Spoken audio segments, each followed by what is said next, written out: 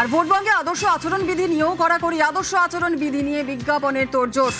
আচরণবিধি নিয়েও এবার কড়া ভূমিকায় তাহলে নির্বাচন কমিশন। সোমরাজ, দেখো, একদমই এবারই প্রথম নির্বাচন কমিশনের তরফে এই আচরণ বিধি নিয়ে এবার বিজ্ঞাপন দিতে চলেছে। অর্থাৎ ভোটের দিন কোন কোন অপরাধ, কোন কোন আচরণ অপরাধ হিসেবে গণ্য হবে তা জানানো হবে নির্বাচন কমিশনের তরফে। তার কারণ কি? তার কারণ সাধারণ মানুষ থেকে শুরু করে যারা ভোটের সময় গন্ডগোল বা অশান্তি পাকাতে চায় তারা যাতে নির্বাচন কমিশনের আইন অনুযায়ী কি কি শাস্তিমূলক পদক্ষেপ নেওয়া রয়েছে এবং সেই শাস্তির পদক্ষেপে কি কি বলা হয়েছে তা যাতে সাধারণ মানুষ থেকে শুরু করে ভোটার থেকে শুরু করে যারা অশান্তি পাকানোর চেষ্টা করেন তাদের কাছে গোটা বিষয়টি সম্পর্কে ধারণা থাকে, সেই কারণে নির্বাচন কমিশনের তরফেই পদক্ষেপ করা হচ্ছে। অর্থাৎ কেউ যদি কোনো রকম আচরণ করে এবং সেই আচরণ অপরাধ হিসেবে গণ্য হয় তাহলে নির্বাচন কমিশন শাস্তিমূলক পদক্ষেপ নেয় এবং যাতে এই ধরনের কোনো আচরণ না তৈরি হয় সেই কারণেই মূলত নির্বাচন কমিশন এই ধরনের পদক্ষেপ করছে।